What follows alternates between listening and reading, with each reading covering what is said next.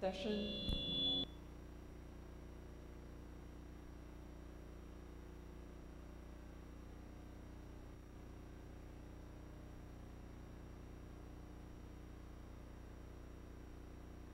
From the, I hear amplification. Cool.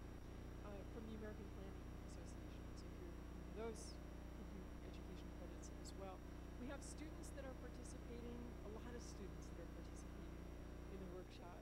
And some of them are participating for credit, and they have a small punch card that they need to have checked off at the registration table, and you can pick any of us from the steering committee that can mark off on your card if you are here and present. So just a reminder about that. So we're going to go ahead and get started. We have two of our esteemed guests this morning that will be providing the welcome. And first of all, we're going to hear from Heidi Harmon, who's the mayor of San Luis Obispo, and also Christine Iridopoulos, who's the dean of the College of Architecture and Environmental Design. So let's go ahead and get started. Heidi, would you like to come on up? Thank you so much. I am slightly going blind, so I'm hoping that I can read this without the lights being on so much. Before I get started, I think there's a nexus to an event that's happening tomorrow night here on campus at the Performing Arts Center. It's called San Luis Obispo Responds, and I happen to be emceeing it, but there's a lot of great local musicians and other folks that are going to be participating, and it's a fundraiser for the people in Puerto Rico and struggling through the after effects of that, and also our neighbors to the south in the Thomas Fire. So I think that there's kind of a nexus if you're thinking about resiliency. If you'd like to participate, we would love to see you there. I thought I would just share a little bit about my personal background and then talk briefly about what the city is doing in terms of resiliency efforts. So I am a Cal Poly graduate, not in architecture. I'm sorry about that. You know, it's funny to be in, I was thinking, oh, this will be really great to be in a room full of architects, and then I remembered that I live in San Luis Obispo, and I'm always in a room full of architects. Often I'll get correspondence about a project, and it will say, this is the worst project I've ever seen, and I'm an architect, so I know. And then I'll get another correspondence, and it'll say, this is the best project I've ever seen, and I'm an architect, so I know. And it's so funny because I feel like a lot of architects play a pretty pivotal role, actually, in what's going on at the city level, because there are so many architects in this town. So it's always so you can't, anyway, throw a rock or miss an architect if you're in San Luis Obispo. So thank you so much for having me here today. So I am a Cal Poly graduate. My degree is in liberal studies. I wanted sort of that broader educational background because I wanted to homeschool my kids, which I did. And for me, in the middle of sort of my parenting life, when I realized that climate change was the serious and urgent issue that it is, and I knew that my children's lives were going to be impacted and potentially even shortened, I decided to dedicate my life to that issue. And so I slowly started to do things here in the local level on that issue, joining groups, starting groups. I started the local 350.org group here, if you're familiar. I was the climate change task force chair of the Sierra Club, and other things. I ran for state assembly in 2014 against someone that I knew I wasn't going to be able to win against, but I also knew that I could really elevate this issue of climate and energy. And by the time our election was over, he who had been a gas station owning, fossil fuel money taking incumbent was posing in front of solar fields talking about renewable energy. So even though I technically lost, I felt like there had been a huge win for that issue here. And eventually I decided to run for mayor in 2016 and was able to win by 46 votes. And so thank you if any of those, one person I think already told me they were one of those 46, so I appreciated that.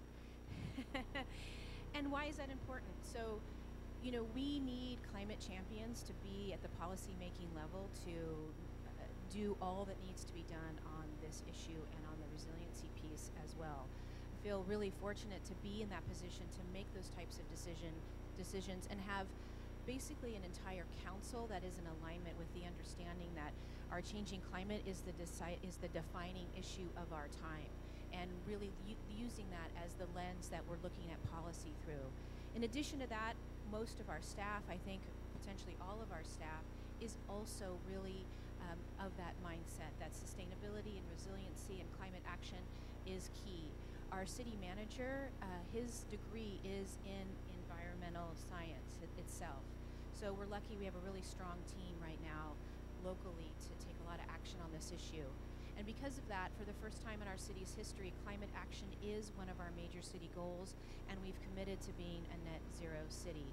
Also, multimodal transportation is another one of our major city goals, trying to get people out of their cars and onto bikes, pedestrian access, and other forms of transportation.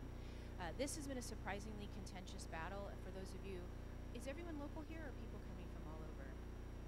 All over? Okay, so this is probably consistent in other cities as well, but the creation of bike infrastructure has been surprisingly contentious here. And the community, I think, is really having a struggle, and I empathize with it, with the shift in the burden of inconvenience. So we are making a conscious choice here in the city of San Luis Obispo to shift the inconvenience to the driver and not to the cyclist in particular. So for example, having to remind people that the public street is the public's. It is not your personal property to store your personal property, your car, for example. So we're really starting to see conversations around parking and those types of things, really trying to take back some of that public space and create more convenience for the types of transportation that we know are more sustainable. And so in terms of resiliency specifically, so we obviously have a climate action plan, and we're really finally implementing that to its fullest extent with this new council. Just go quickly through some of the things. So we have a program that tries to address extreme heat days. So facilities that provide air conditioning and indoor space should be accessible to the general public during heat waves. They should be city-owned facilities, educational buildings, commercial structures, or any other air-conditioned building that is centrally located. So we're working on that program, understanding where those spaces are and creating more spaces. As an example, our senior center, which, as you probably know, seniors have a generally increased difficult time handling these high heat days, doesn't currently have air conditioning. And I'm happy to say that I've been partnering with some of our local unions, and they're stepping up to take care of that and install air conditioning at the senior center, which is really huge and could potentially even be a life-saving effort. So obviously shifting towards more and more renewable energy, and we have just made a decision to create a community choice energy program here, which if you don't, you probably are familiar, but there's lots of information online if you want to learn more about that. It's great not only because it creates more clean energy, but generally more distributed energy as well. So in terms of resiliency, hopefully really creating more resiliency within the energy sector here locally itself. So transportation and land use, this is an area I think that still needs a lot of work in the city. You know, seeing what happened in Montecito and in other places, you know, severe rainstorms, while they're infrequent here, we know that we're going to be seeing those off and on a more increased rate potentially as we move forward. So while we have a lot of efforts already with flood control and those types of things, this is an area that staff has highlighted as a lot of room for improvement. So we'll be continuing to focus on that. Happily, San Luis Obispo, it has a lot of really great access to water. So we're one of the most well-watered cities, I think, in the state of California. So we made a lot of decisions along the way over the past decades to create a lot of resiliency in terms of our water supply. We treat about almost 5 million gallons of wastewater every day, approximately 5,000 acre-feet annually. Also, we just created a sustainable groundwater management in the San Luis Obispo Valley groundwater basin. And so that's another way that we're really consciously making a lot of effort to maintain the water sources that we have and create ever new water sources. We're getting really close to having a fully functioning, what is generally called toilet to tap system. So you can look forward to that. And then our parks and open space. So the potential impact of climate change on parks and open space is significant and could influence and infect wildlife habitat, public safety, and all of those sorts of things. So we have an active urban forest management program, and CAL FIRE is one of our partners on that. So especially again with the recent fires, we're really well aware of, it could easily happen here, and it's potentially only a matter of time before we have to, we could experience something as significant as happened in Ventura and other places recently up and down the state. And maybe I'll just end with the other types of resiliency that we're talking about and that I'm talking about in particular. Unfortunately, I have to run for re-election again this year, and resiliency is the theme actually that I'm using for my campaign to talk about all the different types of resiliency that we need. So we often think of this environmental piece, but also the economic resiliency that we need to create as a city. But in many ways, to me, the most important piece of the resiliency conversation is this community resiliency. How do we create and deepen community bonds so that when things go off the rails, which we can count on happening, we have created a community that is connected and knows each other, and so that we turn towards each other during these times instead of on each other. And I think that that's something that hopefully leadership can play a big role in. So I do a lot of proactive engagement. I do a lot of neighborhood walking and things like that, and really try and connect neighbors together so they can build those relationships. So if you ever want to contact me or have any ideas or questions or concerns at the city, my email is hharmon@slowcity.org. All of my social media is Heidi is Mighty if you want to follow me and see kind of what I'm doing and how I'm doing it. And I really appreciate so much the work that you're doing. Obviously, the built environment is a huge piece to this puzzle. And on that note, again, if you have insight or input on any of the projects that you see coming up here in the city and how they could be done differently or better, I'm always open to hearing that. So thank you so much.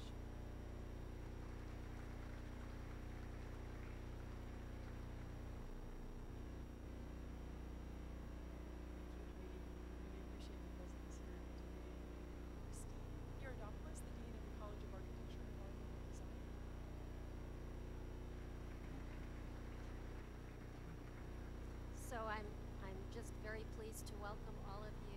I look forward to interesting conversations over the next couple of days. Our college is multidimensional, and in any given year, I do not exaggerate, there are hundreds of projects from students, from faculty, that are exploring questions about resilience. Many, many more than I can mention, but just to give you kind of the sense of the scope of the college, our Department of City and Regional Planning is partnering with cities and with campuses to create climate action plans. Our Department of Landscape Architecture is working on the integration of landscapes that produce food with landscapes that inhabit people, and asking questions about what this means in terms of our future food supply. The Department of Architecture is exploring how biomimicry informs the way we think about building envelopes and technologies that are going to alter the interrelationship between buildings and environments. Our architectural engineers are traveling around the world assisting communities in the aftermath of earthquakes to understand the vulnerabilities of their building stocks and how to correct and kind of rebuild for the future. And in our construction management program, students are looking at the intersection between resources, the resources of money and time, with the resources of materials. They're sourcing to try to really fulfill our dreams for sustainable building. All of these are happening every day across the college, and it's my hope that the conversations that we have over the next couple of days will stimulate new ways for students and faculty to kind of become the next leaders of resilience in our communities. I'm really happy you're all here, and I just want to call out our leaders, Margot McDonald and Bill Simbieta. They have worked with a wonderful faculty steering committee There's so much that goes into one of these things, and I just want to congratulate them on how beautifully it's all come together. I know we're really going to appreciate everything that happens over the next 2 days. Thank you.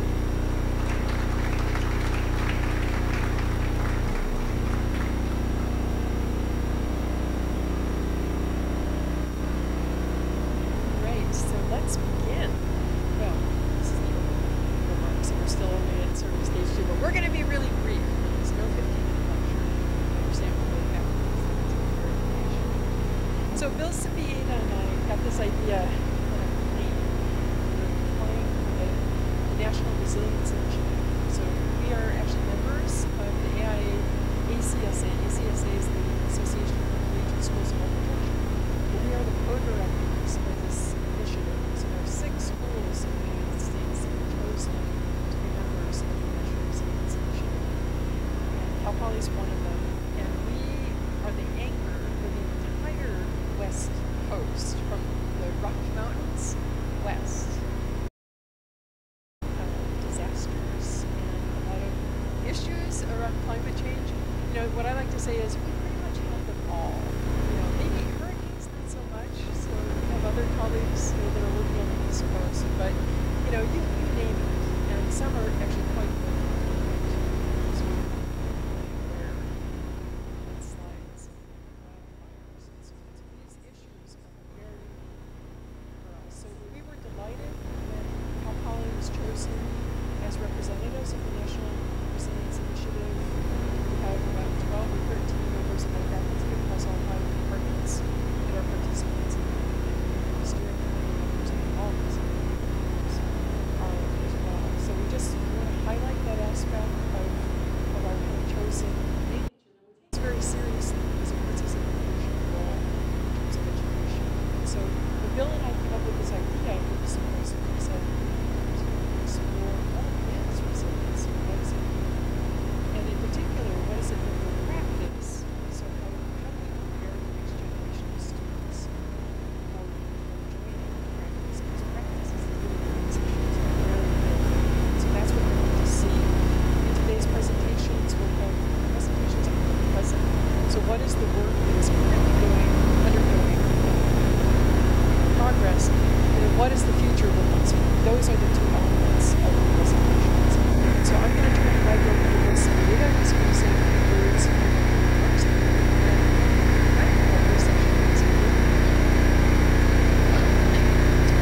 I'm a curious guy, so my involvement has to do with my weakness against pushing curiosity. Some years ago, a couple of years ago, I read a little book called Resilience Practice. It's called Building Capacity to Absorb Disturbance and Maintain Function. Building Resilience Practice. Very few books written on practice, lots of books written on problems. So these guys, Walker and Salt, both from Australia, did a book on resilience thinking in 2006 and 2009.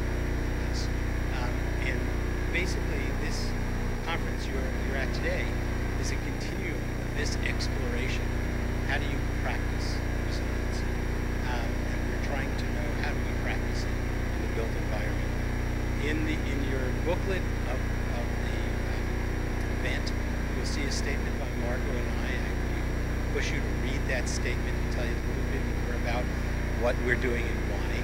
But in all this whole idea of resilience, you have to do 3 things. You have to describe the system that you think you want to address. You have to assess it. And after you assess it, then you can attempt to manage it.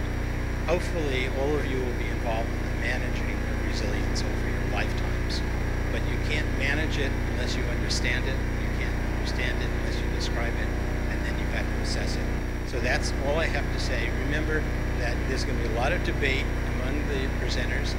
We're going to get the state of the art resilience practice in the next 2 days. I think it's a wonderful learning experience, and I'm glad I'm a curious guy.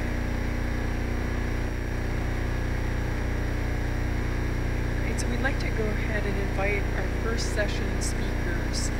Stacy White is the moderator for this session. She'll introduce the speakers, and the speaker order will be, we'll begin with Doug Pierce, as the first presenter. Our second presenter, so it's a little different order than we have on this slide, will be David Wagoner, and then Gerdo Klein will be our third speaker.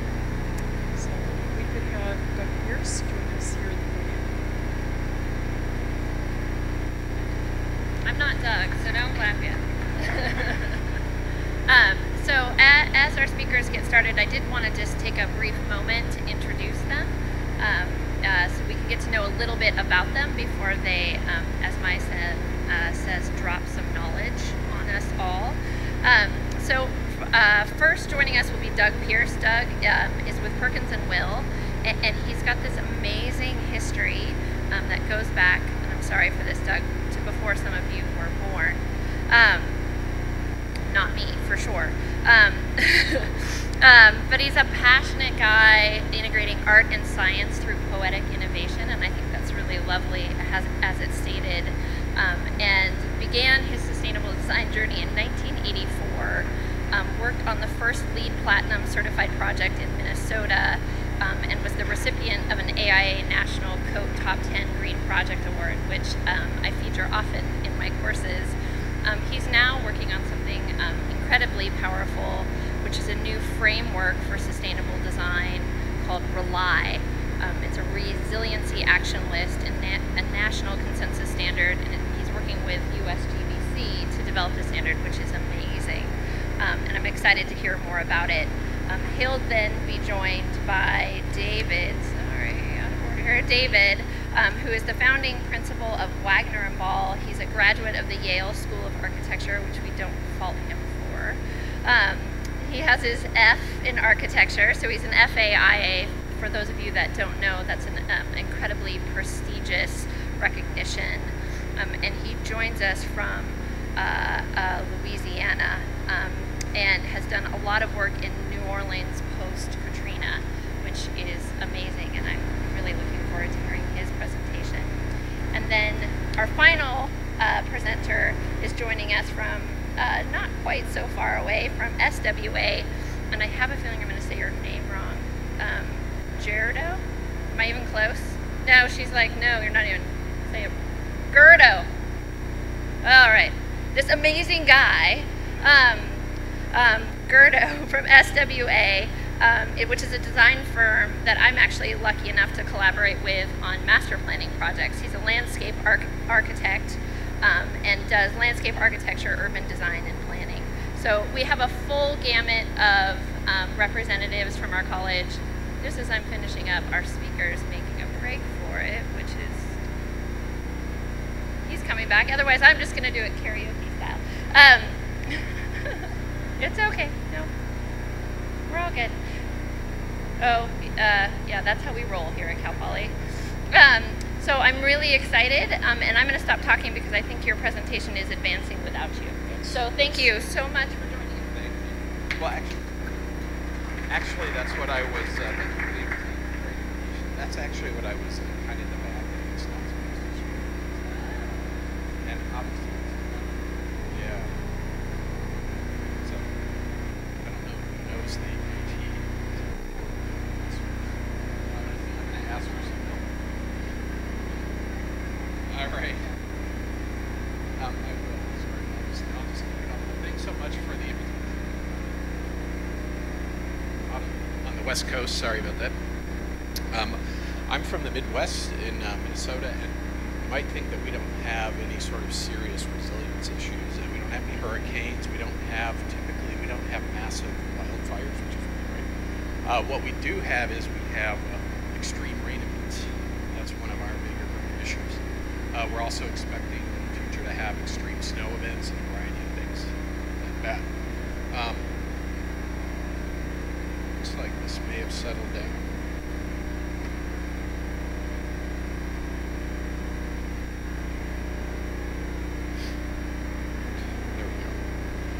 So one of the, I do three basic things dealing with resiliency. I teach a master's course at the University of Minnesota in sustainable design theory, practice, and resilience. I practice, that's the primary thing that I do. And then I also deal with, oh great.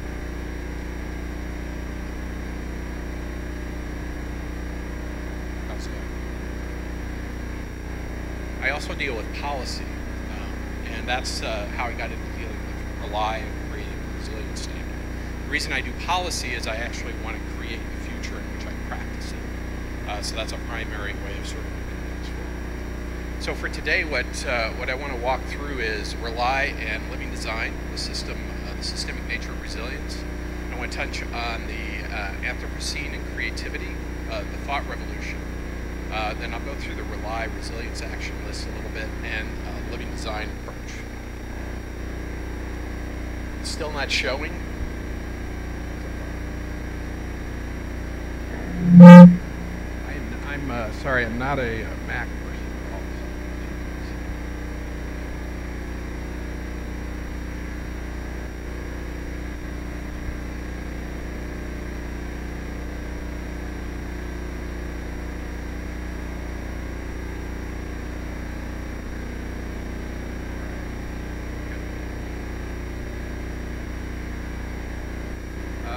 I encountered a concept called the Anthropocene about 6, 7, 8 years ago.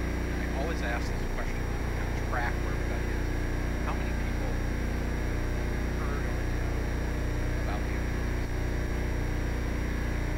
We're probably at about maybe half or a third. That's kind of where it's been for a couple of years. So hopefully that'll start taking root. If you've not heard of it, basically this is a proposal by a whole series of scientists to move us out of the Holocene into the Anthropocene.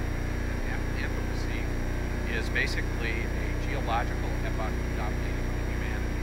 And the image that's on the screen was presented at the Rio Earth Summit in 2012. It was part of the first presentation in a video called Welcome to the Anthropocene. So in that video, there was a statement that caught my attention, and it's the statement was the resulting relentless pressure, this is pressure from human domination of the planet, risks unprecedented destabilization. So that's a pretty significant statement. And the idea that humans are actually heavily influencing and the dominating factor on the planet weighs pretty heavy on us as designers. I mean, how do we respond to them? What do we do with the concept? And the impacts are pretty strong. 50% of the land has been modified by humans. Water, human directed emissions far exceed those of the planet.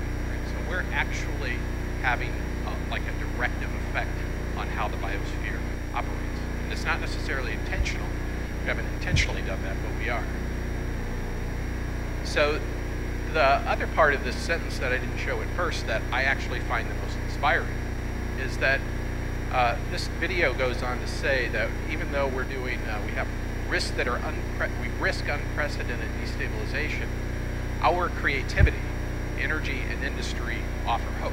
So I've highlighted the word creativity because I think most of us in the room will connect directly to that, and I think that's actually a call to action directly to people like us, architects, designers, engineers, etc. And that's a fundamental aspect of how we're going to, how we will in fact manage the Anthropocene. So if you think about the sort of amazing creatures that nature has designed through evolution, the tools they have, the onboard tools, there's a lot of capacity built into us as human beings. Right? We have a whole series of onboard tools, just like other creatures. We usually don't think of them that way, but they really are what we have. We have our mind, our brain, we have our capacity to speak, and we have our opposable thumbs. So basically, nature has designed us to think, make, and collaborate. We are the sort of the best creature at adaptation. That's what we do. We are designed to adapt. And we're going to need to pull all of those skill sets forward into the Anthropocene. So, and part of this, I think, requires a need for a thought revolution. In order to adapt, we're actually going to have to think differently. That's part of our capacity to adapt is our thinking. And we're going to have to seriously move into a new way of thinking about the world and the way we think about each other. So a real basic on that is in the present, one of our primary mental models, which is really comes out of the 1600s, 1700s is a focus on reductive mechanistic thinking. Now, if you're a mechanical engineer in the room, that doesn't mean I'm opposed to mechanical engineering. I love mechanical engineers and the work they do, so it's not about that. But it is about sort of getting out of the box of narrowing our projects to simple solutions and thinking about everything in terms of causal relationships. So if you moved into a future model of how we think, imagine we move from modernity into transmodern thinking, is that the primary mental model is systemic and living. And that's a fundamental shift in the way we start to see the world. So if you pull into a systems approach and a systems way of seeing the world, you can actually take a look across the landscape and you'll see that resilience is one of at least 5 sort of meta patterns about how we can think about the world in the Anthropocene. So there's resilience, which is adaptation. Regeneration, I'm guessing most of you have heard of regenerative. They're really companion models. They overlap. Then sustainability, and a new one that we've just started adding in literally in the past 3 or 4 weeks, which is civil, which has to do with collaboration, and then health, or healthy, which is thriving. And each one of these patterns has its own focus, but they basically embody each other at the same time. So they cross over, overlap, and they basically come into play at different times through the life cycle of a building, a community, a city, but they all intertwine. And you can actually start to see, when you get into the practice level, you can start to see standards and guides that are mapped into these various spaces. So for resilience, we've created RELY. Regenerative, I've put living, building, challenge into that space. I think it fits there pretty well. LEAD has a tendency to naturally fall into sustainable. And then for civil, mapped in RELY, we actually did quite a bit of social cohesion topics in RELY. LEAD in D falls into that space, and a pattern language, I would say, starts to fall into that space as well. And then for healthy, it's well and fit well. So I assume everybody in the room has encountered most of these other than RELY somewhere through your practice.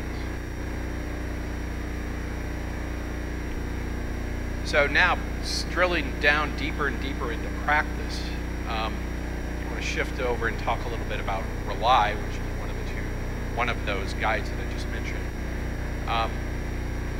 So RELY actually embodies some of all of those components. It has some regeneration, some sustainability, has civil elements, health elements, and of course it has a really strong focus on resilience. So this is basically, RELY is basically a new consensus standard, and it kind of fills the gap on resilience relative to the other standards that have been out. And one of its important features is that it really provides a comprehensive perspective. If you think of LEAD has about 50 credits, RELY has 190. So it's actually intentional that it is. It's broadened the scope of thinking. Now we started work in 2012. It went through a public review and was validated. And we pioneered several credits around resiliency, and I'll touch on those a little bit.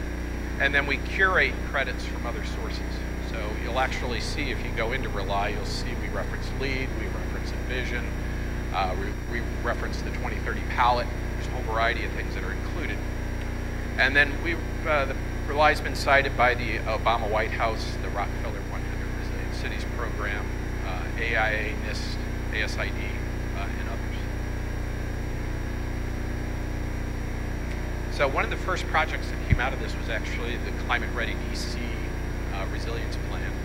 And RELY, it's really how we got into doing RELY. We had a project with Washington, D.C. to frame out their resilience plan.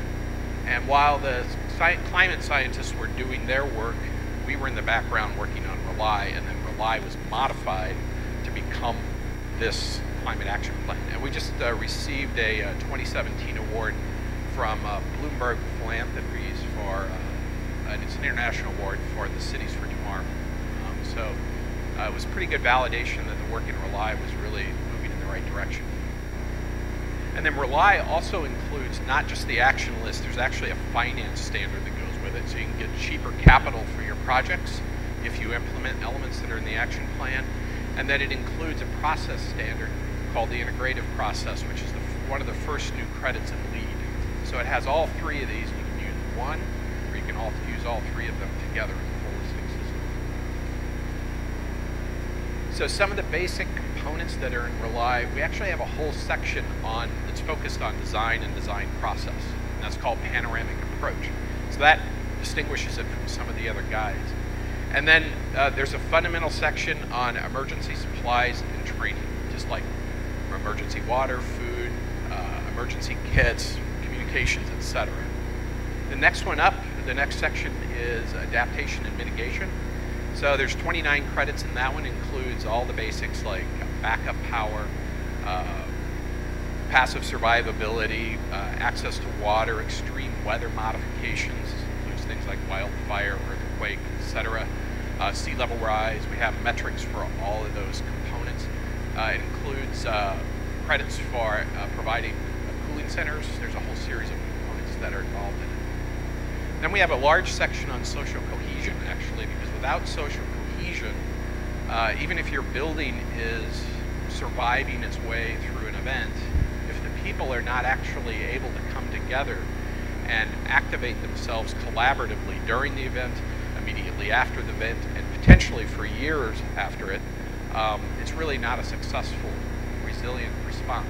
So we've included things like local economics, B corporations and nonprofits, and worker cooperatives. We have a credit on that. Public amenities, providing harvest kitchens, meeting space, a space for community radios, access to public schools. There's a whole variety of social cohesion components that are included, along with cultural diversity, gender-neutral facilities, multilingual signage, and the list continues to go on. I've just cherry-picked a few things out of it. And then there's a section on productivity, health, and diversity, and then classics like energy efficiency, water efficiency, and materials and artifacts.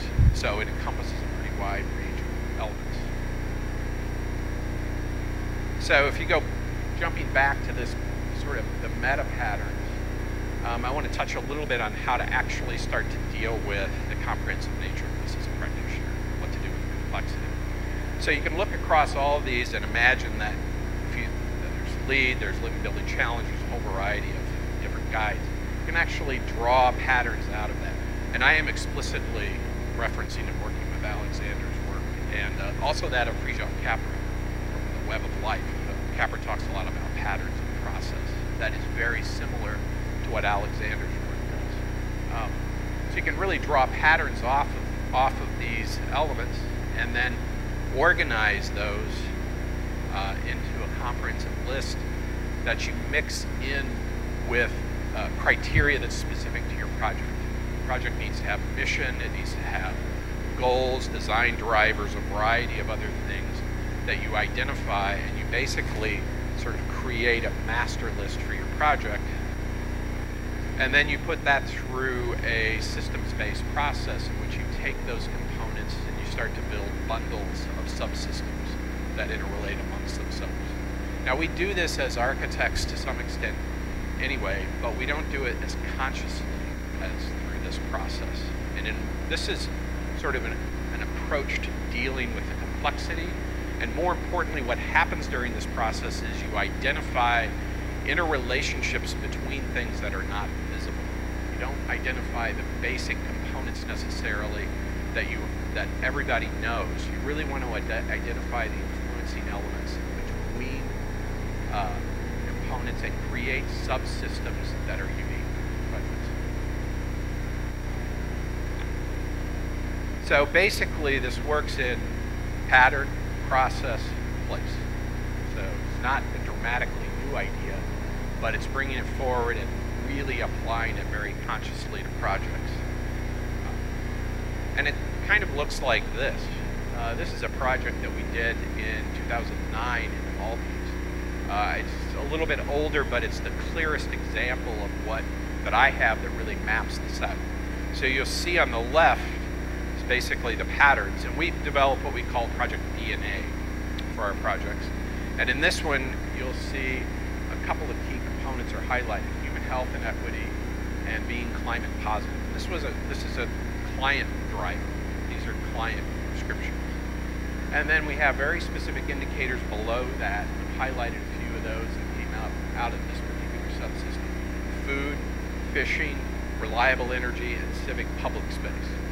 So all of those things come together to create a interactive subsystem.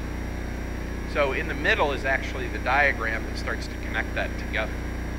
And this is more than just an academic exercise. This is how you start to communicate this system to your team. And we use these kinds of diagrams to actually map the needs for the project and then actually go out and solicit the right design team.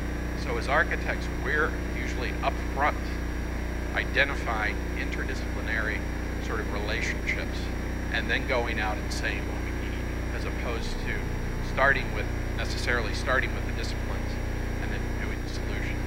So if you take a look at this diagram, you'll see in the upper left is human health and equity. That was a primary driver, and it connects to food, then fishing, then reliable energy sources, access to civic public space, and climate positive. So the way this works is that in doing our exploration, we realized that the fishing policy, or actually the food was a major resilience issue. The women on the islands weren't getting enough food, the men were. And this had to do with fishing policy, which is the next one. And the international fishing policy was being very disruptive to the Maldive economy, because what was happening is international fishing ships were coming in and they were basically taking the fish harvest, processing it at sea, and then shipping it off. So the men who were working the boats were getting nutrition and nutrients because they were eating while they were working, but very little of the fish was coming back to the island. And the women were on the island, so they were actually not getting enough nutrition. Plus, the islands themselves were starting to die because the nutrients from the fish were not coming back. The waste was not ending up in the soil, so there was a sort of a deficit, literally an ecological deficit of nutrients moving away from the islands. So that's how the fishing policy became part of this. And then reliable energy sources got tied into the idea that if we could deal with the food and the fishing, then we could actually create renewable energy through biodigesters with fish processing plant. We use the fish processing plant, the sort of industry that creates, to start to create public space and a public market and a drive for those kinds of things, which creates social cohesion. And that renewable energy, et cetera, feeds into climate positive and doing renewable energy for the islands. So I know that it's a bit complicated, but the idea that we were just going to come in and like throw solar panels in place or wind turbines wasn't going to happen because they didn't have the money to do it. So if we actually want to solve the problem, we're actually going to have to start with a systemic-based solution. And I'll finish with this slide. I think this is one of the more important aspects of sort of our thought revolution, is that we need to move from multidisciplinary to interdisciplinary and transdisciplinary practice. Now, a lot of people, when I talk to people, they say, yes, we do interdisciplinary design. For the most part, what I find, unfortunately, is they're usually doing multidisciplinary work. Multidisciplinary work is a series of disciplines that coordinate between each other. And there's a lot of sort of misnomers about that being interdisciplinary. Interdisciplinary work really requires that there is overlap, and potentially that the practitioners that are involved with it start to truly empathize and understand what the other practitioners are doing. It's far more than just coordination. So when I said that I really like mechanical engineers, I do, because I like mechanical engineering. So that's, those things all roll together. And then, of course, transdisciplinary is a much bigger sort of approach to that, in which there's a lot of overlap and there's the infusion of new theory and new methods. And that's what really starts to elevate the innovation. Yes. Thank you. Oh, yes, thanks. I would have direct that right So off. we'll ask David to join us now, and we'll let you hear the piece if you want to wander. If you don't want to wander, Margot's going to come up and go ahead and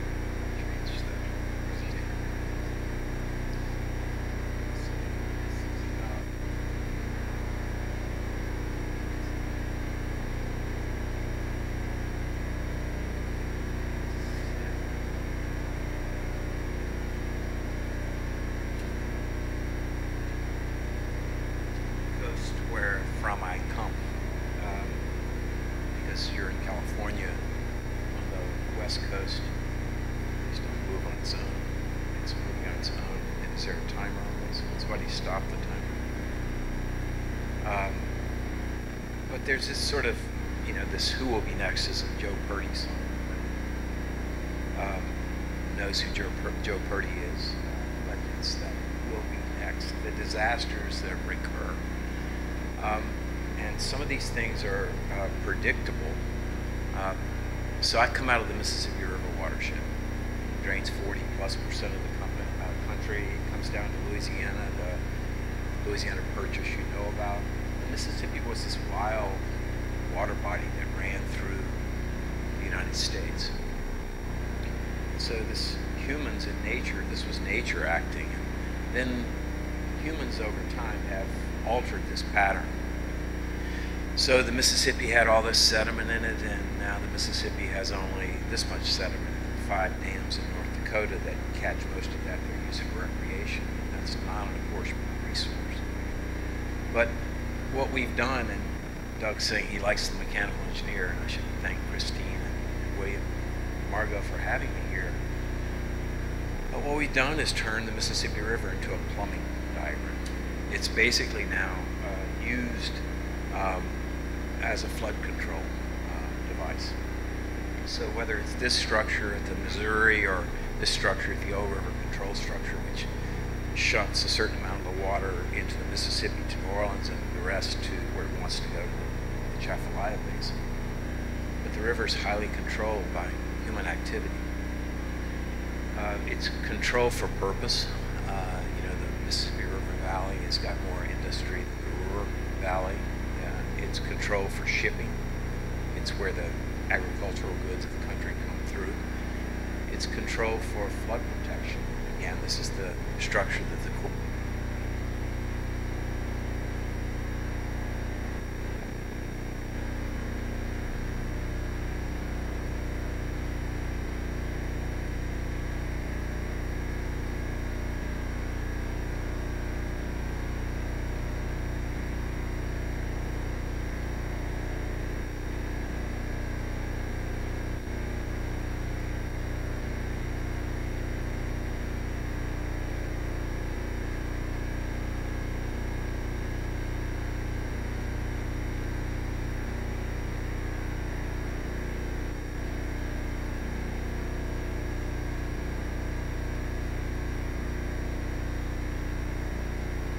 So this is the challenge of single purpose.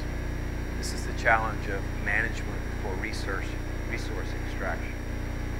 But this is also the diminution of a coast. The sediment goes off the continental shelf. It comes to the edge.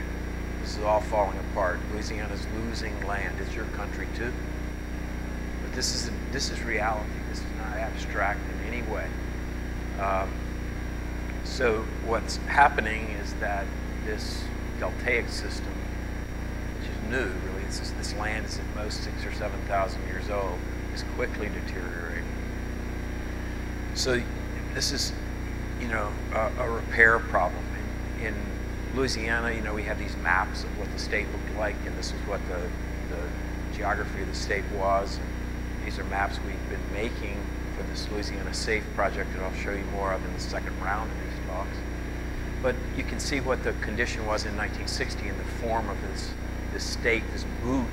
You see what the condition is today as the sediment goes, and you see how further and further in comes this water to the land. You know, we have a couple of things that we trademarked. Living with Water was a phrase we took about 10 years ago, and I wish I got a dime for when it's said, but Dutch dialogues we trademarked. But the other one that this is really about is resilience by disruption.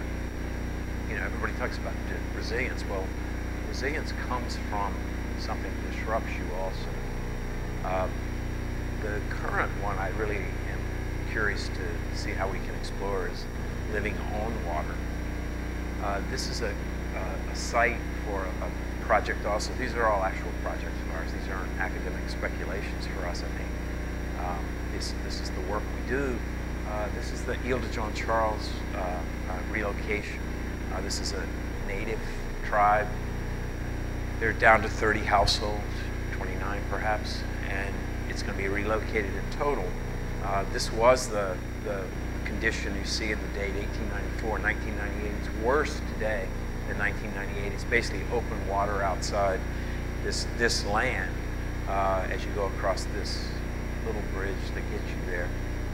And they're going to be moved to this site, which is still within the same parish as county to the rest of the country. We have our French heritage.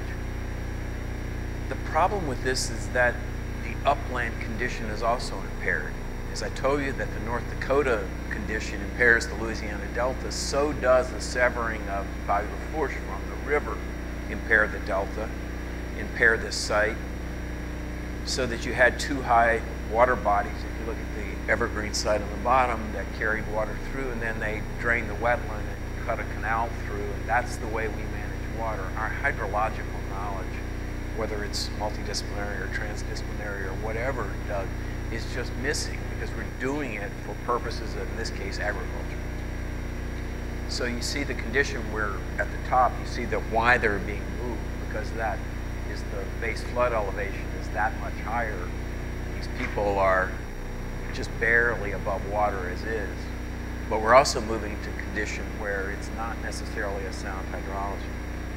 So there is a giant repair component in all this work.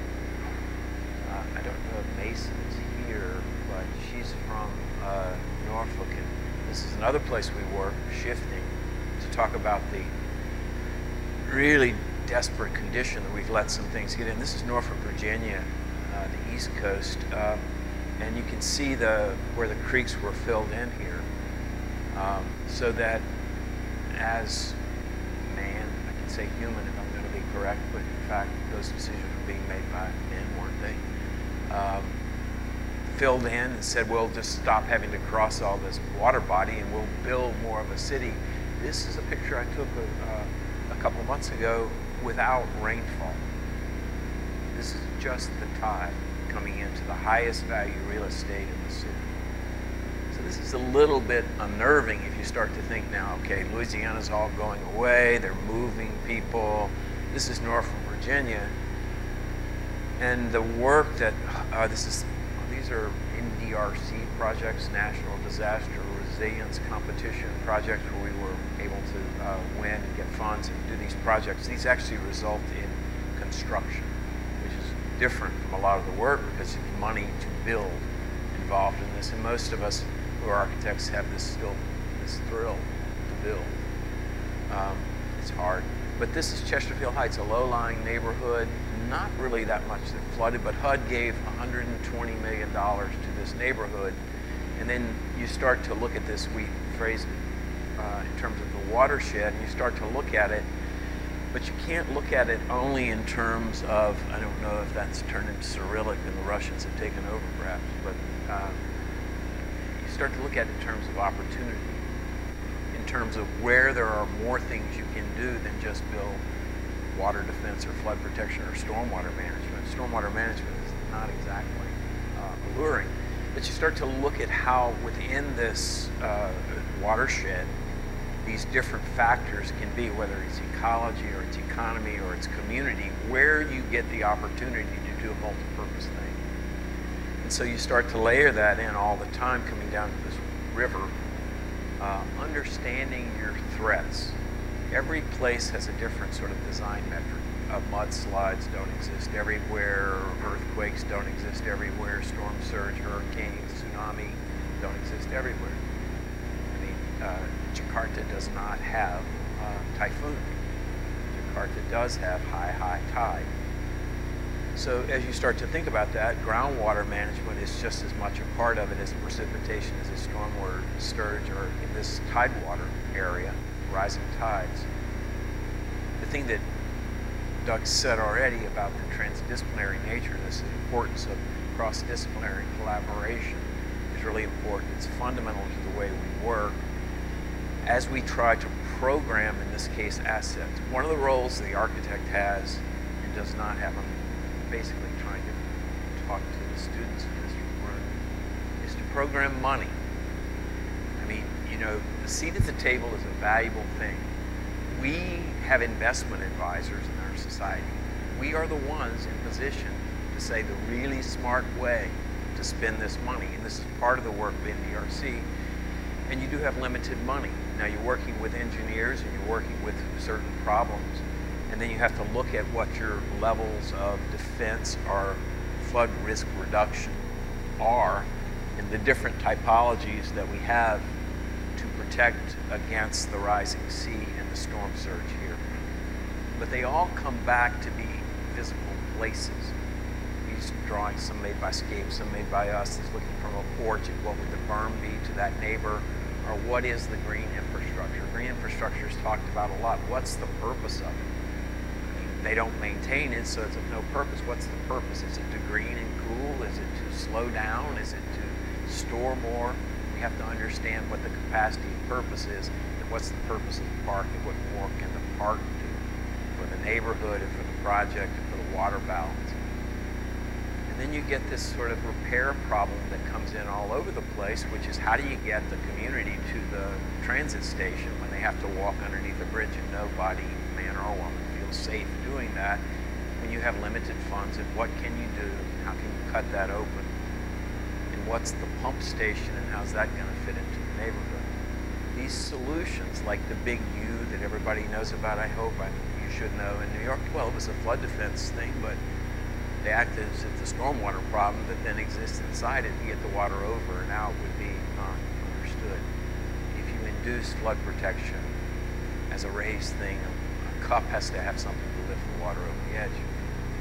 But this all has to aggregate into an urban vision, and it, in this case, is trying to, and reaching back now after this NDR gets stabilized into the next project, which is the first project, which is a giant area that's really a different watershed, Newton Creek, and trying to revitalize the city, working from the watershed up and trying to look at how the real estate reinvestment and the public housing relocation and all that, as you continue to fight through to get back the core of that city, Norfolk, Virginia, which is the largest naval base in the world. This is an artifact from World War II that you can visit.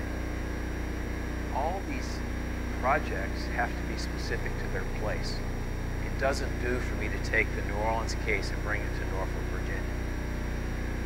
But the New Orleans case, as I go through this and close to this talk, is a different case and really important. We had, after the failure of the levees, this horrible flood. We had 30-something failures. You know this story. It's only a dozen years ago. It's still a catastrophic flood brought to you by an engineering discipline that did not perform. It was not a system. Nobody thought about it systematically. I think this is supposed to, I heard from Margot and Bill that it would be helpful if we could be positive about this. And you can be, because you must be, but you can't defer these responsibilities to everybody else. You know, and complain later that they killed you or didn't. And you can't say that the authority is responsible if you're paying for the authority and you don't know anything about it. You know, the Dutch are focused on the water board, the Burgermeister. Well, they were responsible, but in our society, we have to be more involved in that. In New Orleans, the pumping system was the line of defense. The pumping system was 1920 state-of-the-art, most powerful in the world. It was the sole means of defense. The arrogance of man or woman is overt there. If you think that pipe is going to drain that swamp, and that's going to be a successful experiment, God bless you. You think you can suck the water out of the marsh and get it to go by without other effect. So the effect of this pumping system on the land is that you sink it. The effect of that is that New Orleans has become below sea level and now is more susceptible to flood. And the paradigm has to change from this pump it dry to keep it wet, which is the living with water motif, because otherwise it's just going to sink into the sea. That's knowledge we borrowed from the Dutch. Means we borrowed from the Dutch with this Dutch dialogues process, which was interdisciplinary, at least intergenerational, international. Louisiana's not the Netherlands. You have to look at the specifics of where you are and what the case is and what the design metrics are, but you've got to factor the fundamentals. And the fundamentals include subsidence as a primary thing, and if you visited New Orleans, it's a fascinating city with the worst streets in North America, or at least in the United States. So to do this work, we thought at all scales, from house to district. We have this document you can see. We haven't updated the site in a long time, Living with Water, but there are these books on there that you can look at to see the result of all this work. 3 problems identified. It's still going to flood. The subsidence problem, and then this perverse exclusion of water as cultural and economic asset. So we have this layered approach to planning where bottom-up actually means the ground. Landscape typologies are primary. Different areas have different opportunities. You can and you must show that you will avoid damage and offset costs. There has to be a return on investment. Subsidence is part of that for here. It has to aggregate to something. In this case, a living water system, we said. You build that by components, and in this case, we have to build a circulating system because dry weather is also a factor, and you need a source for a system. New Orleans has the fundamentals of that, beginning with this pipe, which is why the city's there. These elements we designed and drew and calculated to figure out what the capacity was, but also to advocate and get this in the mind of the public to where they want it, and in fact want to spend their money to get it. So the opportunity then for development alongside this, the connection back to history is very important in all this work. The obliteration of ugliness is a good idea. You know, I mean, these are experiments in ugliness that you would drain something like that. Do you think an architect was involved in that design? I doubt. But there are other ways to do a canal. There are other ways that people can live behind walls. There are opportunities in New Orleans that we are exploring and trying to do now to bring this water into the center of the city and make this a water city instead of a sinking city. Different typologies of this, and to encourage the development that can occur alongside it. Something has to pay for it. Simple thing. Streets are different from one part of the city to another. For a wet, low-lying area, it's different from an upper level, and the different opportunities in that. So in a couple of minutes then, I'm going to tell you the buildings count too, because sometimes we forget to tell you that buildings are part of the thing. Architecture is more than buildings. It's more powerful if you use the word spatial than it is if you use the word architecture. There are more components to space than architecture. This is a building for a foundation, a small one in New Orleans, and basically what this does is hold 10 inches of rainfall on site. Through the garden, through the cistern, in the back, and this is growing in now. But 10 inches of water that would have gone into a 10-inch drain filled with Mardi Gras beads is a really good idea because there's nowhere for the water to go anyway. Fresh water is an asset, it shouldn't be expelled. And lastly, this is a small project because this is about preservation. In the heart of the French Quarter is this institutional project we're doing for the Historic New Orleans collection. You come to New Orleans, it should be open this year. I would recommend that you see this. It's a restoration project on Royal Street. Probably most famous for courtyard and photograph, Bob Dylan paintings, courtyard in the city. It's pure restoration. This is not a different aptitude from the same analysis that we're showing you with the landscape. This is a return to materiality. The dirt, the water, the elemental aspect of all this really is what we do. We were able here, because that was a 1960 facade, to tear that down, which is rare in the heart of the French Quarter, and build this new facade that isn't completely constructed yet, but is underway. You see the thing here, the restoration of the front building and then the construction of these new galleries in the back. It's the mix of old and new. We have to have care. We have to look forward as we understand the past. You don't get rid of all that. But you see that as it's starting to be assembled here in the way that the layers of space work. All the while, architects, we have to look at the spatial character of what we have. The character of Norfolk, the character of New Orleans, the character of Bridgeport that I'll talk about soon, but the character of the spaces within the project and how we can elaborate on those and find more meaning from them. Understanding that we're never disconnected from the water. So in the middle of the courtyard is the well. You can see the old settlement and how it's been raised over time. And if you know, you can understand that that's the level of the Mississippi River groundwater that's come into the middle of your courtyard. And you can understand, but we have to make these things visible to others. Thanks.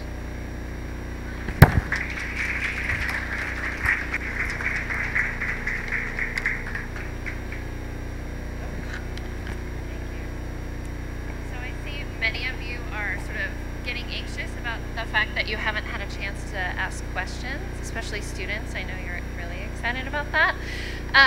So we are going to have time when all three of our presenters are able to come back up and have what we're calling a debate session, but it's also an opportunity to ask questions, so rest assured there will be time.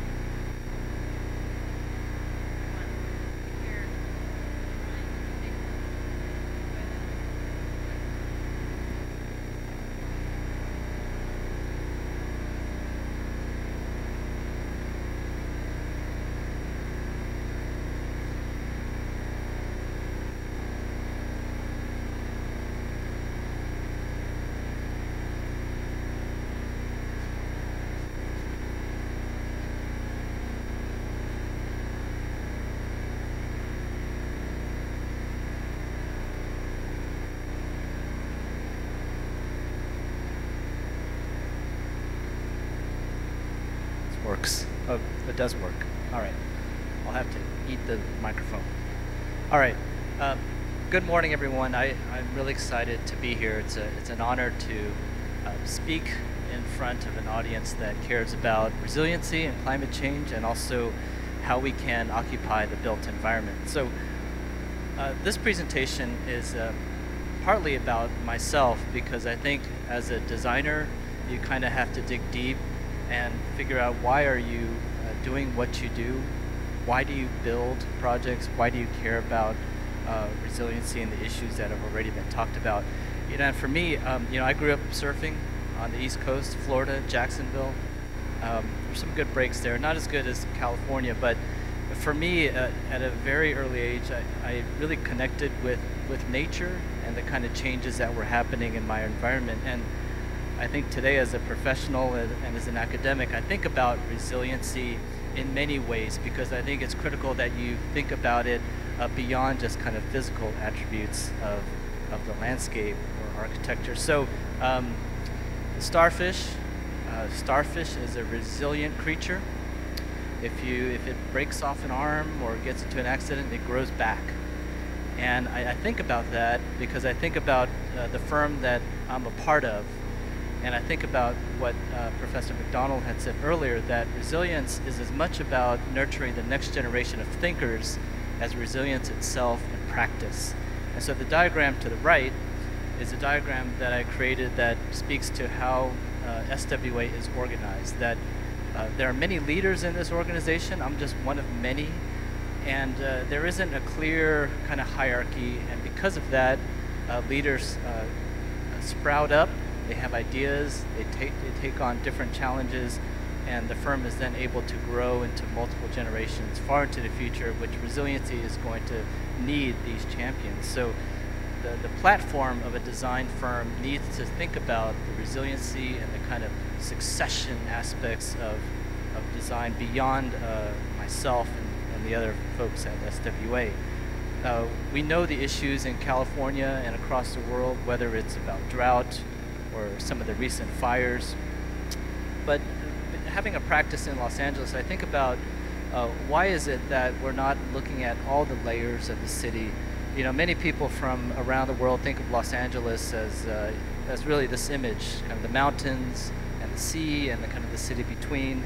And we all know that there is a green fabric between all of that context. And for me, I think that green context is really the public right-of-way.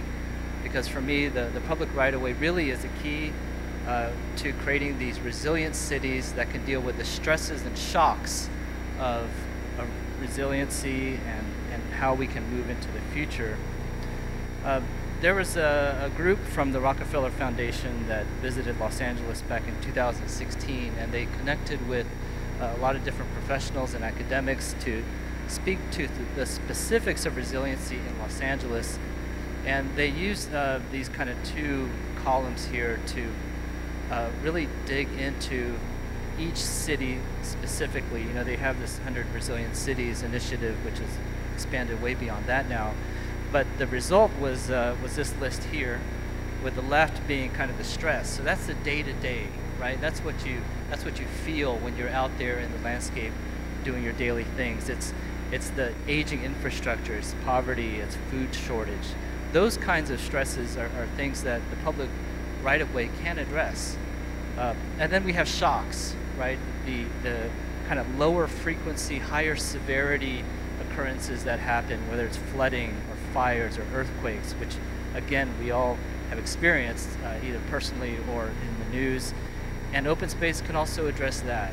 And so the projects that I'm going to share with you are projects that we have built, projects that we have been a part of for a very long time, but I think can speak to kind of the stresses and the shocks of resiliency.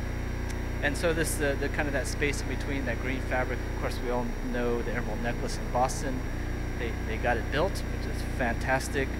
And we all know of this plan. Many of you have seen this plan many times. This is Olmsted Bartholomew's vision for Los Angeles, this kind of interconnected green framework. If only we had the capacity and the desire to build it, it would have given us a stronger framework in which the city could grow.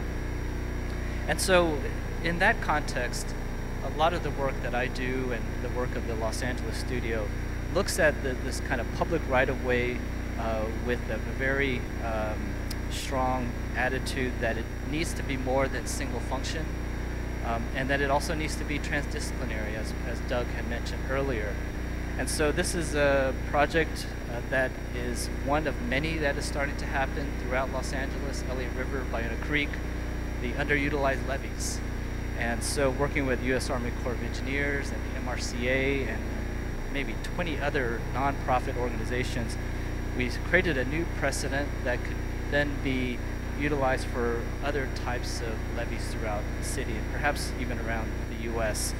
It's a project that took basically a half mile, about 50 feet wide. We embraced the existing Ballona Creek bicycle trail. We worked with biologists and native plants persons to kind of bring some vitality, some nature back into the levee. We created places where bicyclists can stop for respite or to kind of take in the brackish water of this section of Ballona Creek. It also becomes a place for the community to connect with the channel, which previously was, you know, as you saw in the earlier photograph, was just a fenced off area. It's become a popular kind of destination. Another public right-of-way is that we have a lot in Los Angeles are these leftover rail right-of-ways. This is one of them. This is in Linwood near Los Angeles. And this was just a 50-foot wide, 1 mile long corridor that had no function, zero. It was just a dirt lot. We worked with different various public agencies and started to develop a strategy where open spaces like this could be resilient in terms of water quality, also address air quality, and also provide public access for a community that was one of the park poorest in the city. And so resiliency takes on varied meanings depending on who your audience is. There it is, so photograph. This was built about a year ago. Again, it's a 1 mile long stretch. It connects to the Elliott River, but because of its length, it was all about how you program the different spaces for the different needs of the community that stretched over a mile-long area. And then this project is really speaking to a larger scale of resiliency. This is a project that we worked on with the mayor of Belgrade, where Serbia wants to be a part of the European Union, and part of doing that, they have to prove that they have the economic stability to create big open space projects that can benefit everyone in the city. So we looked at a section of the river, Sava River, where the Sava hits the Danube. It's one of the areas that has the largest issues related to flood. And the yellow zone speaks to the kind of area that we started to address with this kind of transdisciplinary team of engineers and architects. This is kind of where that confluence happens, which is oftentimes where the biggest issues occur. Interesting, beautiful town, still very simple in that kind of European style, centuries old. Again, another public right-of-way, underutilized, single function. We started to look at the biggest issue, which was flooding. They have superstorms that occur practically every other year. The flooding is devastating.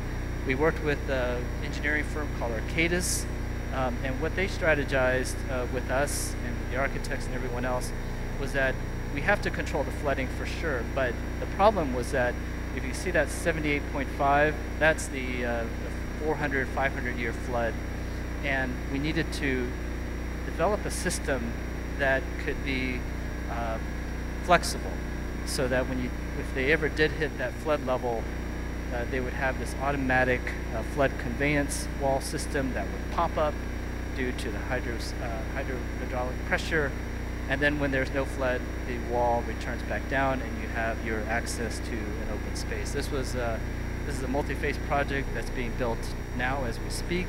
This is the first phase of it. It's one of the newest projects that Belgrade has built in the past 50, 60 years. So it's been a real destination for everyone in Belgrade, both from a bicyclist, pedestrian, artistic point of view. The city was interested in how do we bring history and infrastructure and culture into the project. So we inventoried and we preserved all these old rail lines, and we cut them up like sliced bread, and we punched holes in them, and we made them into bicycle racks, and we did other kind of creative things with them. We even turned them into tree grates. And so this notion of kind of recycling elements in the landscape to create interesting design moments, I think is also a part of the larger context of resiliency.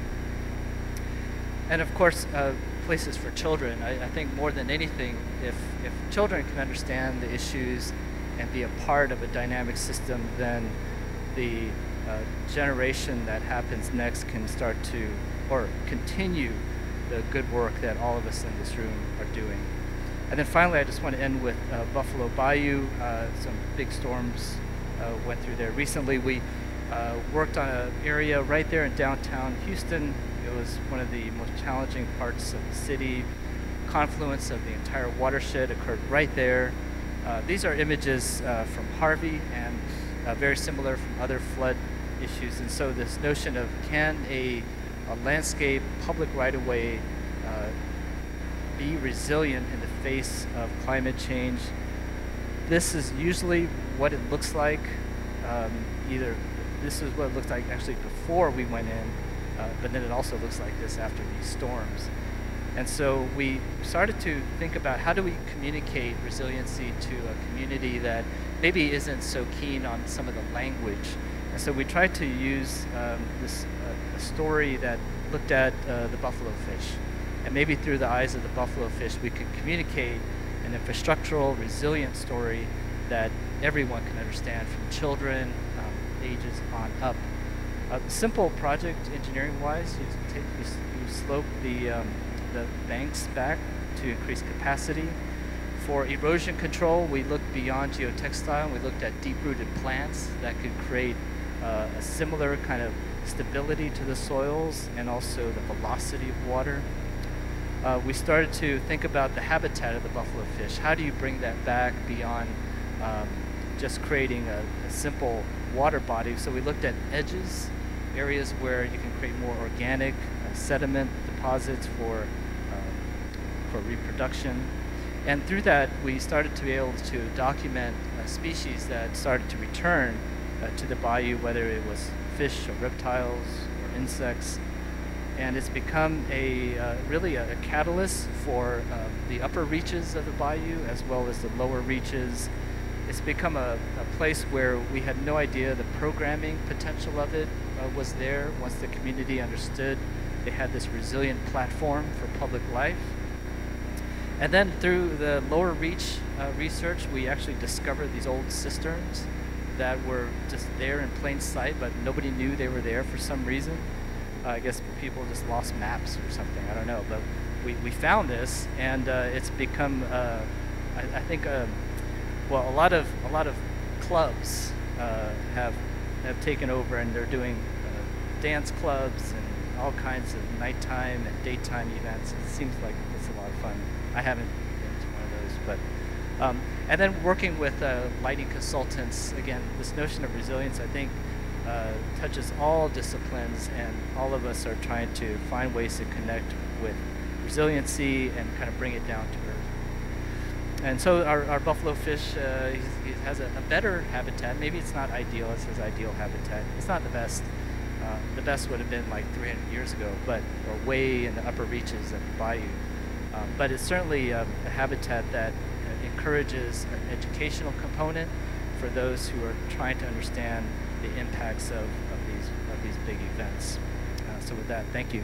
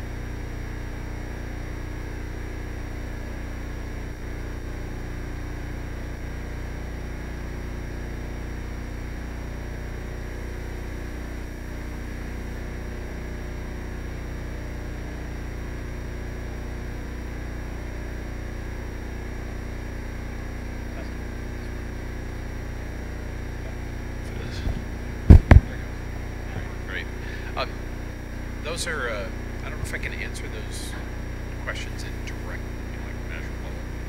I think it's going to take 20 years or those kinds of things. I think one of the differences are trying to move from interdisciplinary to transdisciplinary. It probably requires that we collectively explore theory, because that's one of the ways that you start to bridge across sort of differences in discipline perspectives.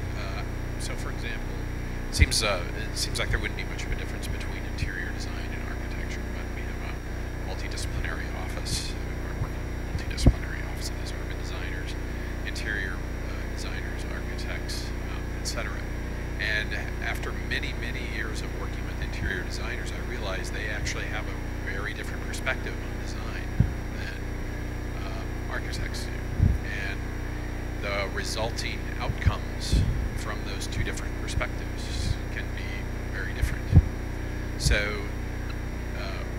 basically, we need, in order to get into it, not just interdisciplinary, but for sure transdisciplinary, you have to really develop a sense of empathy for the other disciplines. And then a sense of empathy, I would say, through understanding, sort of bridging theory and really serious goal sorts of approaches and new methods. So those new theories can be a space in which no one has completely defined what they think it is. In which case, when you move into that space, you can collectively define it. And then it becomes an ours kind of space instead of a, this is the way I see the world, and you see it different. How long it would take to do that, I hope it goes really fast. Quite literally, because I think we need it really fast. So. Well, you know what's great about transdisciplinary is it really tells you where you are in your expertise. It also tells you that you need to be open-minded and you need to know when there's a better idea put on the table. I personally thrive in that environment, and I think these gentlemen too do also, because if in the multidisciplinary silo, you're only as good as really the people around you, and with transdisciplinary, it speaks to just kind of, I mean, it's everybody. I mean, it's a community member, it's an 8-year-old, it's a mayor, it's a city council person, and they're all in it. And this notion of transdisciplinary approaches is really the future. If you're not engaged in that level of dialogue and criticism and constructive production of ideas, I'm not sure what you're doing, because resilience is such a big issue and you need all those different experts and ideas together. I'd actually like to recommend.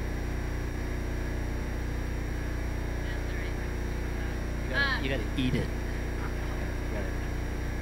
We don't know each other quite yet. So I actually want to extend that to David as well. I think he said something really powerful about the importance of having a seat at the table and the role of the architect and how important that is to have a seat at the table.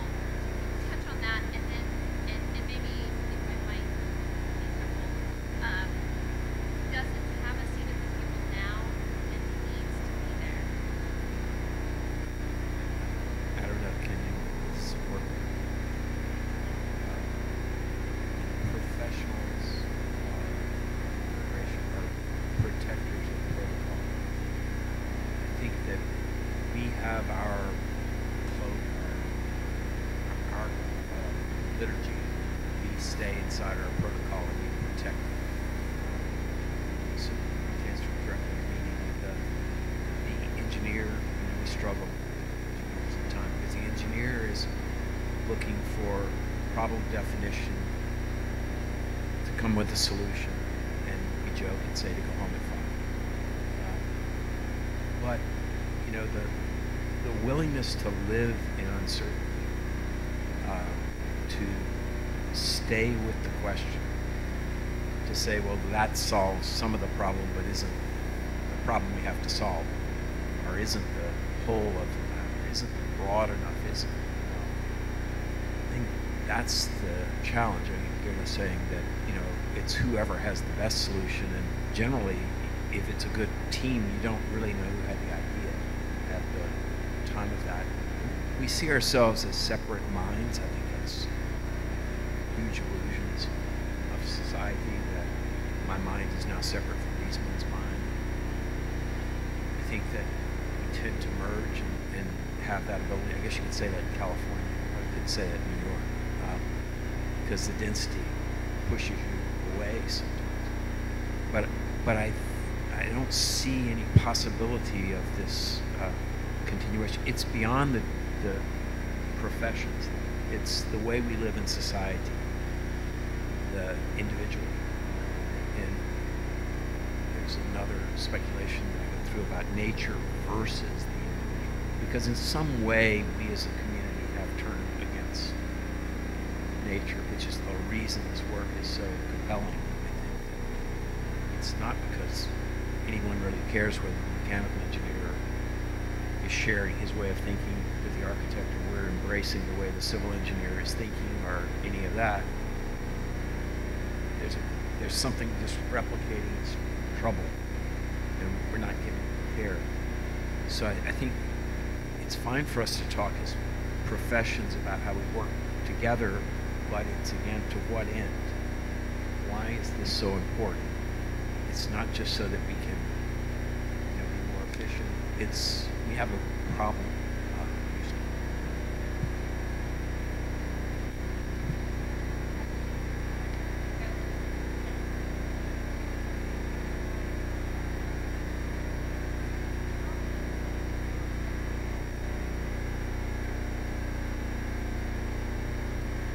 It depends on the place. Right. I understand what you're talking about. New Orleans, or yeah. New Orleans is big, first of all. Certain places are. If you look at New Orleans versus Charleston versus Savannah, and you look at the scale, it's very different. In the next round, I'll show you some where the actual work is coming to fruition, and it's in an area that's lower middle class, has a lot of emptiness. What you're trying to do always is be inclusive. Sometimes that's a canard gentrification. We don't have the, we have a sector that's being organized in the next work. It's wealth and equity. It's a question of, is it a fixed thing or is it a growing thing? And New Orleans, after the storm, we have less than 400,000 people. The city has easily a capacity for 1.2 million. So, it's not like there's a physical limit there and a spatial limit like there would be in Boulder, Colorado. You understand? So the different cases apply differently. In Norfolk, Virginia, maybe more pointedly, the work that's next in Norfolk, Virginia with this St. Paul's, it was called Quadrant. You can imagine why that name was applied, where the poor people of the region are sort of parked in this vast housing estate of 2,000 units.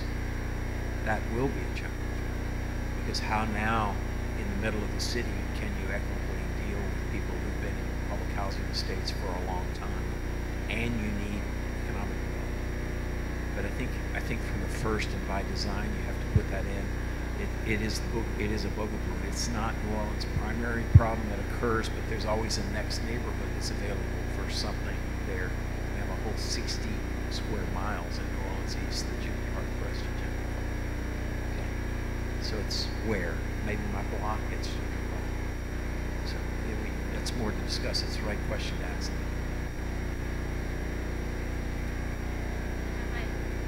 This time? Oh, now we're close.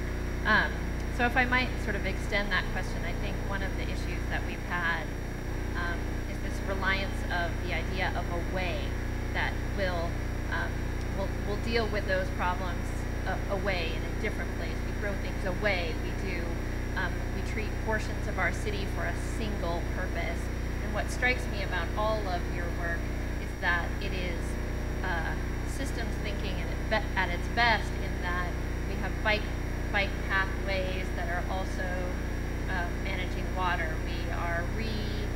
We're no longer just moving water as a mechanism to get it away. And I think that sort of multiplicity of thinking can start to address your particular question as gentrification, because it's no longer a single system. Can you talk about that in your work and how that you've seen that work particularly successfully? Maybe we'll start here and then go down.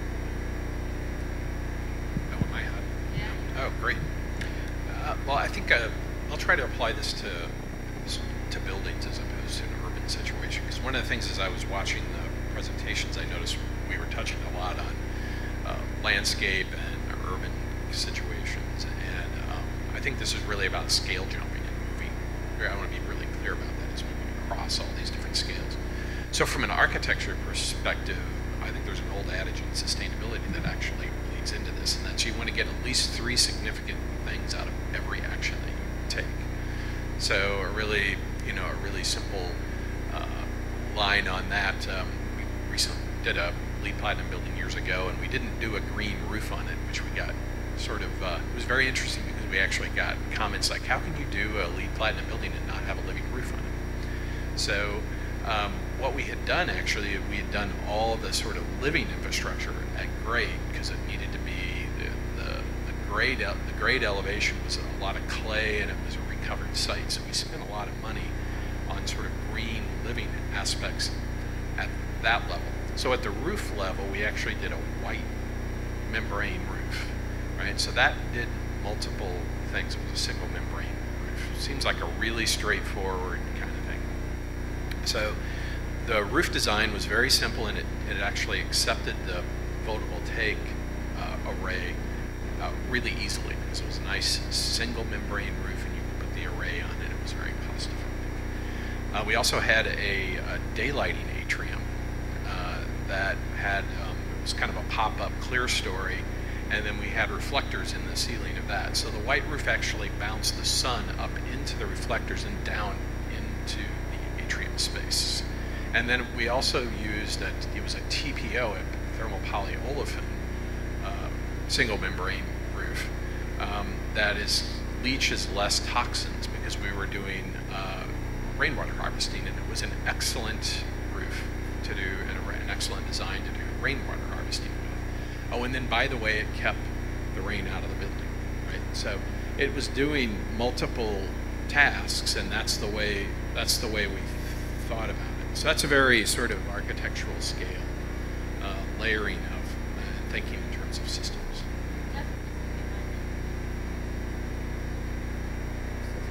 We still talk about gentrification. We'll see how you do, and I'll let you know. Because I want to talk about that. Can you guys hear me? All right.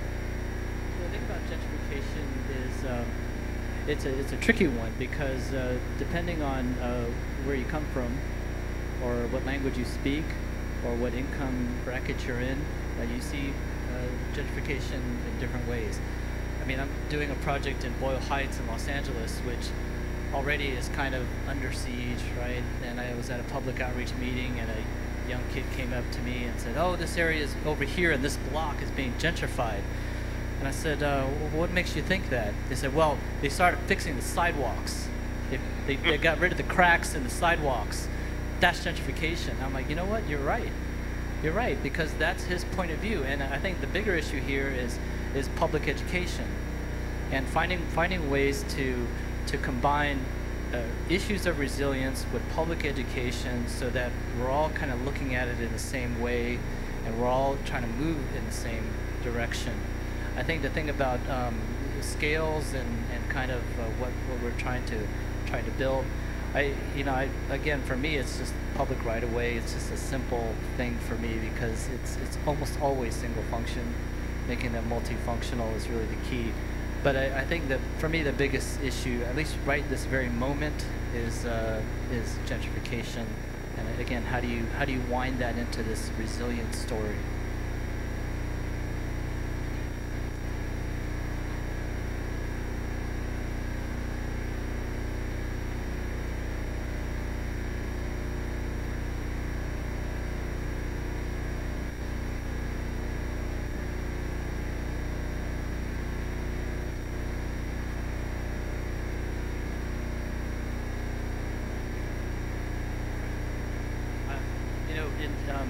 I'll use LA again as an example because the state of California is approving billions of dollars in open space improvements and infrastructure, and the #1 recipient of a lot of that money are nonprofit groups. And nonprofit groups have figured out that it is this public education component that will both allow them to build these projects that these communities really deserve, but also educates them in terms of, hey, look, was it gentrification? Is it open space improvement? Maybe at the end of the day, it's something that your community really needs to offset nature deficit disorder or air quality because they're next to a freeway. From a planning perspective, it's highly complex, but I think the nonprofit agencies are leading the way in terms of addressing what is sometimes thought of as just, oh, it's just big planning and that's not me, to, hey, that's planning and that is me.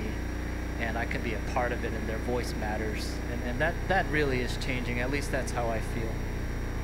Dave, I wanted. I was going to say it also it depends upon where the initiative generates. The Dutch Dialogues and Water stuff in New Orleans came out of the community. It did not come with government money. It did not come from the top. So, and when you start to structure that, where you really are working on a broader problem and not top down at all, you build in educational programs. Part of it's been going for several years. We supported something called Ripple Effect. That's about teaching K through 4-year-old public school kids water literacy and design. So you have to build at all levels, and you have to communicate really carefully. Water is one of those things that I was talking about public space, and water is my sort of motif, and it's one of those things that either divides or connects. And you have to be careful to know which it's doing and what it has historically done, and then you try to look at what it takes to bridge that or to transmute that into something positive. But I would say that New Orleans, the water has not been divisive. It's actually been inclusive because we flood. People don't much enjoy flooding. It doesn't really matter. You know, that picture I showed you in Norfolk, Virginia, that's the highest level real estate. It's a cross-cutting. That cuts across economic strategy. So I think your question actually is a bigger question than what you just described. You described a particular group of people that you needed to connect with, but that problem actually exists in just about any project at any scale and with any group. So for example, it could be a corporate client that you're working with, but you want to do resilience with them. How do you connect with who they are? Or it could be a vulnerable population. How do you connect with who they are? So there are a couple basic things that we apply. One is you do need to find the right language. So the little chart I showed earlier, which was resilient, regenerative, sustainable, civil, healthy, it's more than just about different categories. It's actually about being able to go and pick one of those words and then go to a client and use it. For our healthcare clients, we usually start with health. We don't start with sustainability because they'll connect to it immediately. So that's kind of one example. The other one is the DNA piece that I had shown. You really need to understand the values and the things that whatever group it is, whatever client it is, what are their issues, what are their values, and what do they have going on, what do they want to achieve. So if you map those, then you can map your other topics into those and make connections. So an example would we worked for a social sustainability, did a building for a social sustainability client, and they had a legacy program where they had been treating mental health in children for many years. It was one of their proudest moments.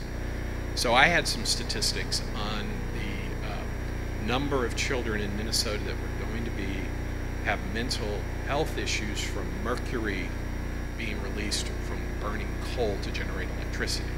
So within 30 seconds, I had that client ready to do an energy efficient building because I connected mental health to their use of electricity with that statistic. So it's all about understanding, and this is an empathy.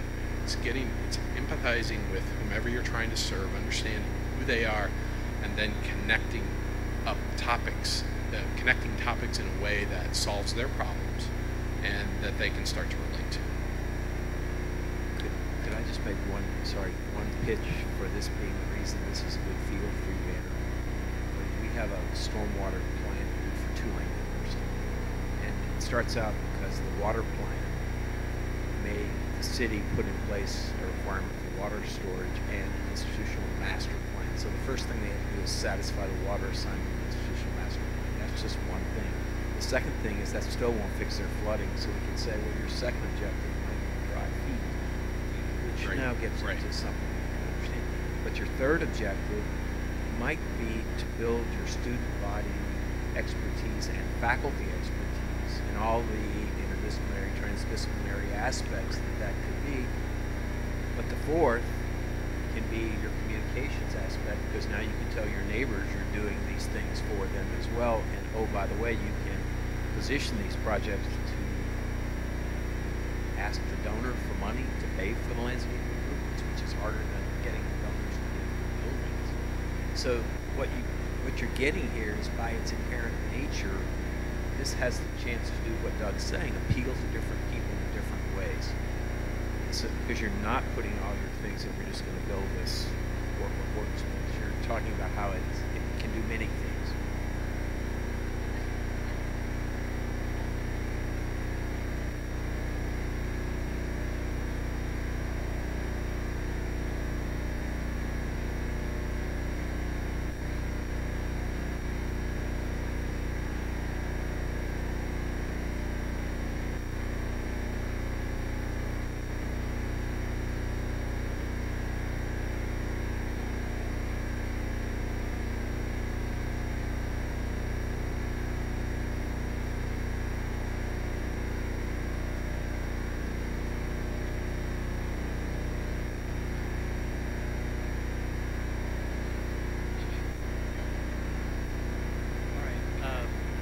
Gentrification aside, because I think I addressed that one. Maybe the best example I can give is that we're working on 2 cap parks in Los Angeles. One is a downtown cap park, capping over a section of the 101 in downtown. The other is a Hollywood Freeway cap park. And to address the issues of what you're talking about, downtown, they just like, hey, let's just build towers, let's go for it, right? Property taxes increase, everything increases, let's go for it. Hollywood Freeway Cap Park, much more community-oriented, more granular in terms of residential uses, are saying, look, we're not going to develop the edges, because that's the tendency, right? You put a park over a freeway and the edges start to develop, and right, highest and best use scenario. Hollywood is saying, no, we're gonna keep these residents where they are. They're gonna benefit from this new open space. So I think it's a city, municipal, city council issue.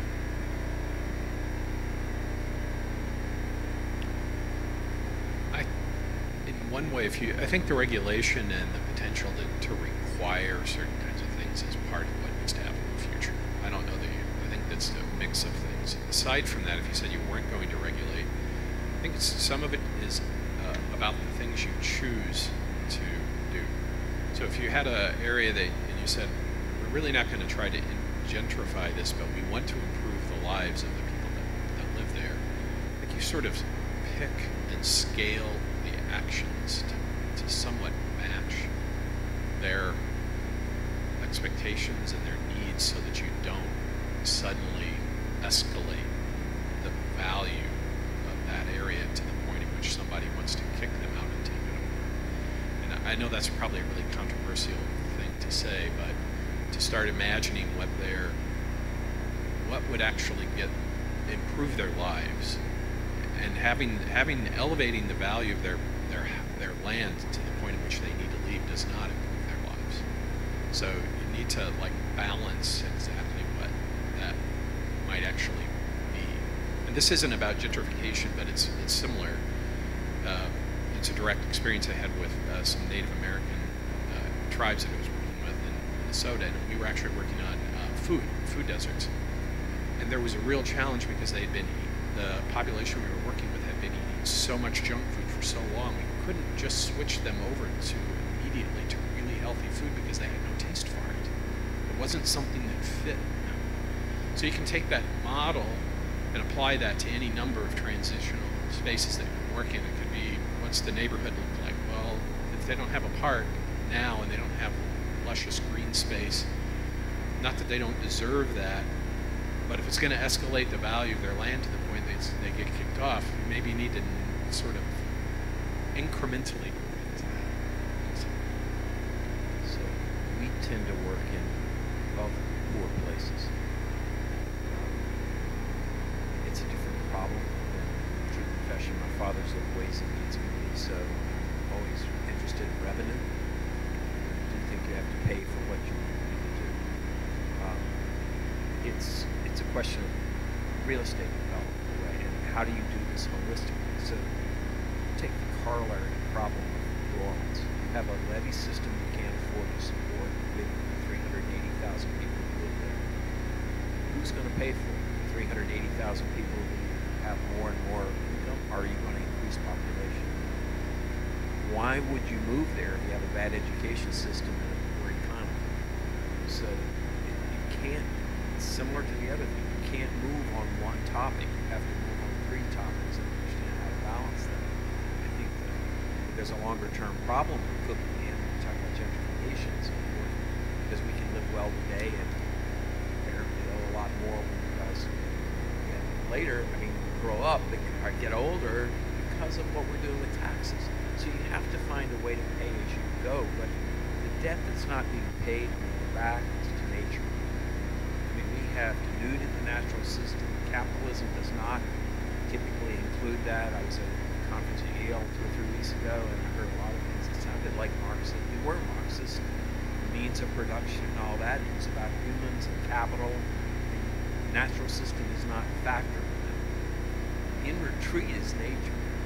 You know, we, the people, are concerned rightly about the poor, but we have to create opportunity for the poor that doesn't also create the next problem.